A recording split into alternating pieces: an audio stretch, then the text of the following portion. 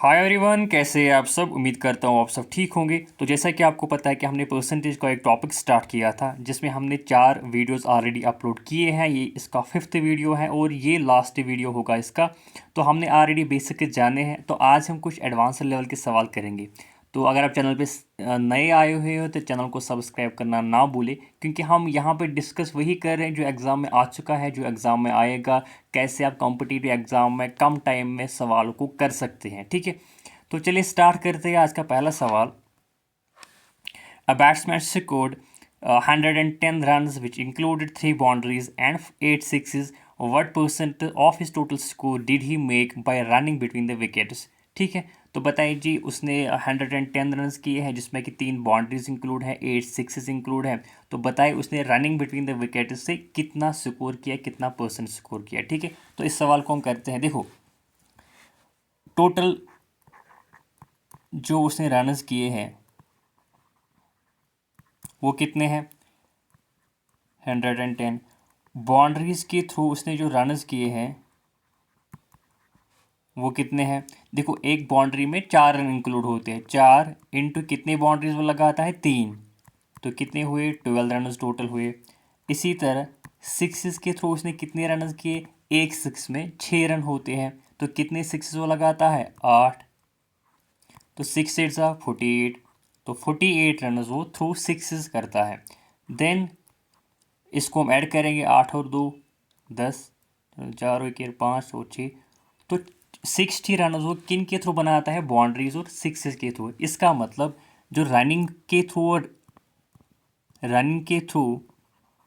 वो रन्स बनाता है वो 110 माइनस 60 हो गया, डैट इज़ 50। तो 50 रन वो बनाता है रनिंग बिटवीन द विकेट से। अब हमें बोलना है इसकी परसेंटेज क्या है। देखो, परसेंटेज कैसे निकालते हैं, 50 रन वो बनाता है running between the wicket. Total run कितने हैं, 110। परसेंटेज किस तरह हम बनाते हैं, इंटू 100 मल्टीप्लाई करते हैं। तो ये कितना हुआ, 0 और 0 कैंसिल। तो इसको मल्टीप्लाई करेंगे ऐसे, 5 इंटू 100 500 डिवाइड बाई 11%। चूँकि ये जो है ऑप्शन में कहीं नहीं है तो इसको हम सॉल्व करते हैं। 500/11 कितना होता है, देखो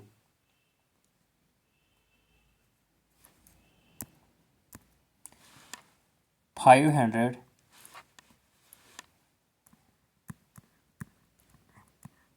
डिवाइड बाई 11 कितना होता है, 11 इंटू 4 44। 50 में से 44 गया, 6 बच गए और 0। 11 इंटू 5 55। 60 माइनस 55 5 होता है। तो इसको हम ऐसे लिखते हैं, 11 इंटू 45 प्लस 5%। तो यही इस सवाल का सही जवाब है। कहाँ पे है ये, ढूंढो इसको। Option number B, option number B इस सवाल का सही जवाब है। 45 सही, 5/11%। ठीक है, हमने टोटल स्कोर हमें पता था, तो इसने बोला था बाउंड्रीज के थ्रू इतना स्कोर करता है, सिक्सेस के थ्रू इतना स्कोर करता है। तो रनिंग बिटवीन द विकेट्स 50 आ गया। 50 को डिवाइड भी हमने किया 110 से, ठीक है, इंटू 100 तो वो परसेंटेज निकलता है। 500 डिवाइड बाई 11 तो उसको हमने सॉल्व किया, वो निकलता है 45 सही, 5/11%। ठीक, आई होप आपको ये जो सवाल है समझ आ चुका होगा। ये हमारा नेक्स्ट क्वेश्चन है। देखो, ये भी इजी है, कैसे करते हैं इसको। A fruit seller had some apples, he sells 40% apples and still has 420 apples. Originally he had, मतलब ओरिजिनल एप्पल्स के कितने हैं। देखो कैसे करते हैं, ओरिजिनल एप्पल्स हमने माना original apples let us suppose 100 है। मैंने आपको पहले भी बोला कि 100 का खेल आपको इसमें समझना है। 100 का खेल आपको समझ आ गया तो आप इस टॉपिक को ईजिली कर सकते हैं। 100 एप्पल्स के ओरिजिनल, ये बोलता है फिर ही सेल्स 40% एप्पल्स, मतलब 100 का 40% कितना होता है, 40। इतने एप्पल्स वो सेल करता है। इसके पास कितने एप्पल्स बचेंगे, 60, जो कि रिमेनिंग हो गए।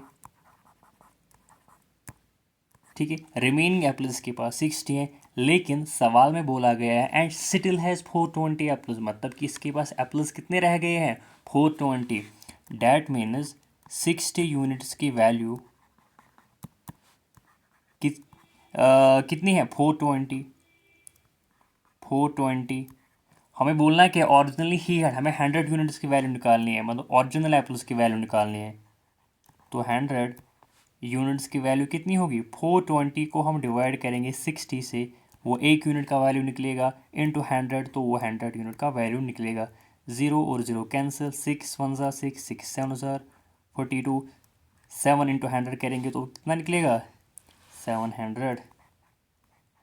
तो ओरिजिनली इसके पास कितने एप्पल्स है, 700। कहाँ पे है, ऑप्शन नंबर डी।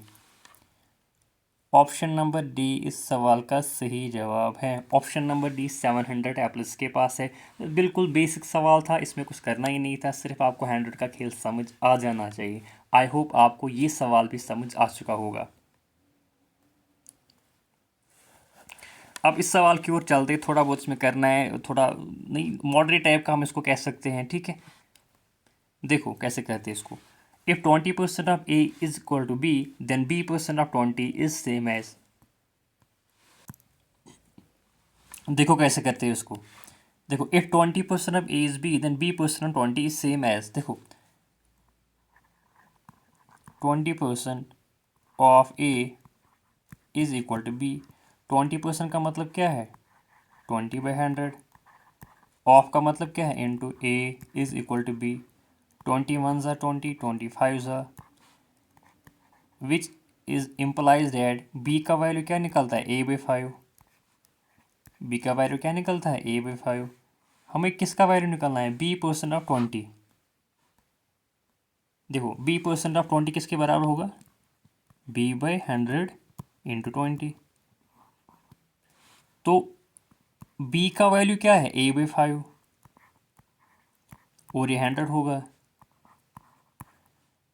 ऊपर इंटू 20 होगा। तो हमें परसेंट में निकालना है और ए के टर्म्स में निकालना है, ठीक है।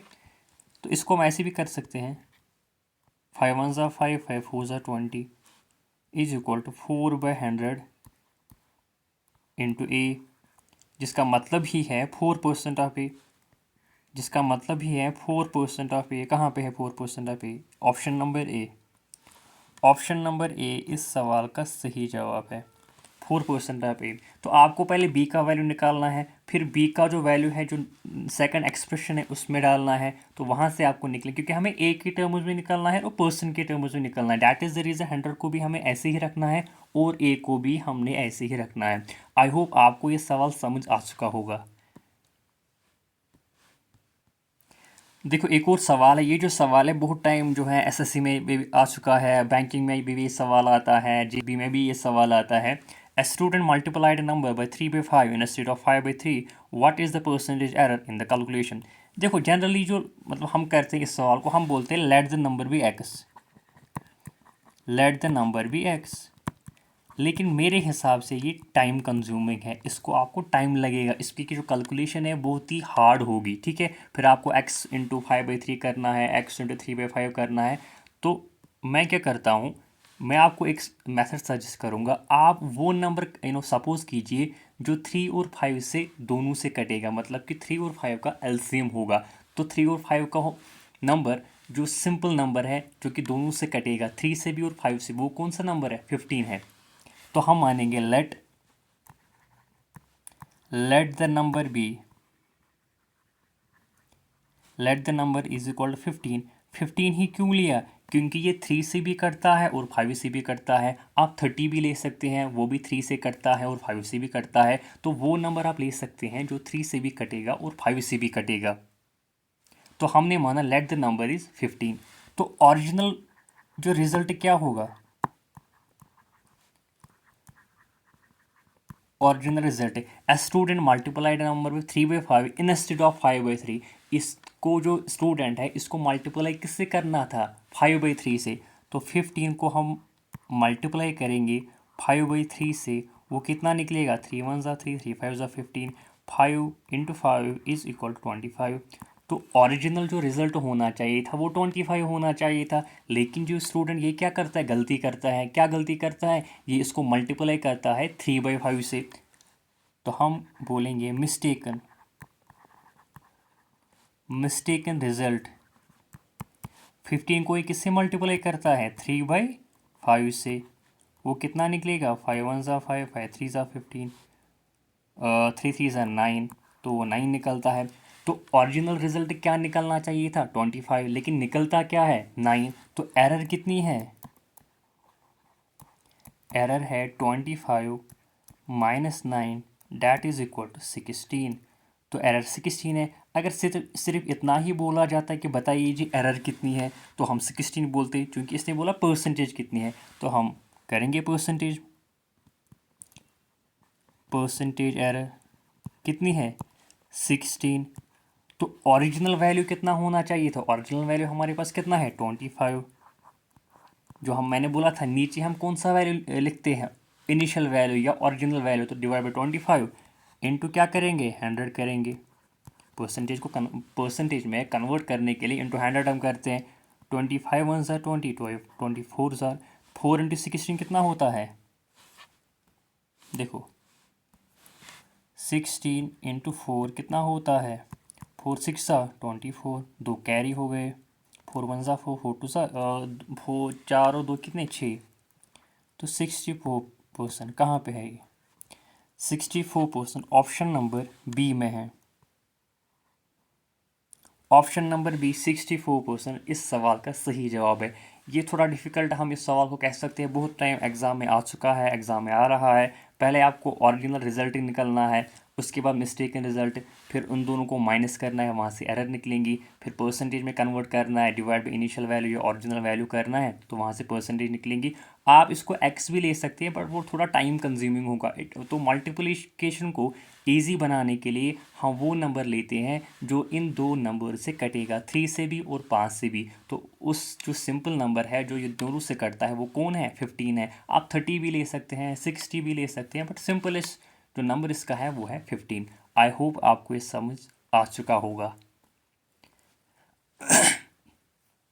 Now next question is, a student has to obtain 33% of total marks to pass.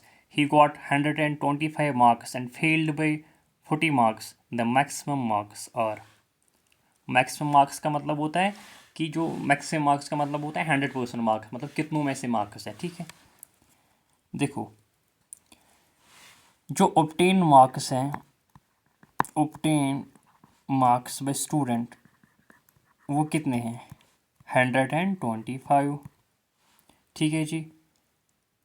लेकिन he got 125 marks and failed by 45 marks, इसका मतलब पास मार्क्स कितने होंगे, देखो इसको मिलते हैं 125 मार्क्स और ये फेल होता है 40 मार्क्स से, मतलब अगर इसको 40 नंबर और मिल जाते तो ये पास हो जाता। तो इसका मतलब पास मार्क्स कितने हैं, 125 प्लस 40 कितना होता है, 165। तो अगर इसको 165 मार्क्स मिलते ये पास हो जाता। और सवाल में फिर से दिया गया है, a student has to obtain 33% of the marks, मतलब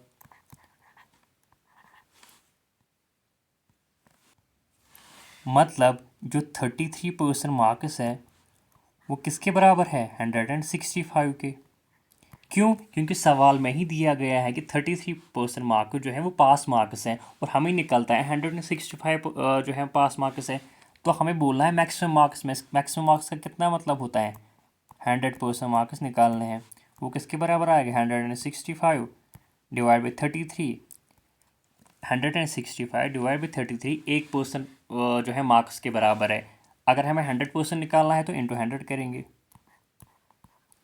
तो अब इसकी 33 1 ज़ा 33, 33 इंटू 5 होता है 165, तो 5 इंटू 100 कितना होता है, 500। तो मैक्सिमम जो मार्क्स है वो है 500, कहाँ पे है, option number A. Option number A इस सवाल का सही जवाब है।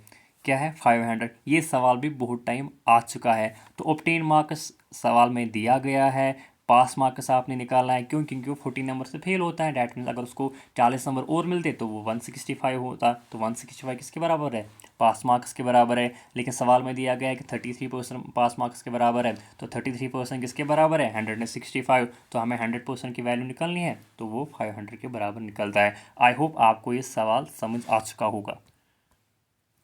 तो चलिए, this was the last question of this video. I hope you like the video. अगर आपको वीडियो पसंद आ चुका है तो आप चैनल को सब्सक्राइब कीजिए और मैं सो डैट कि मैं जो सीरीज़ है इसको कंटिन्यू कर सकूँ, क्योंकि आपके बहुत सारे आने वाले एग्ज़ाम्स है, फॉरेस्टर हो गया, सुपरवाइज़र हो गया, वेटनरी फार्मासिस्ट हो गया।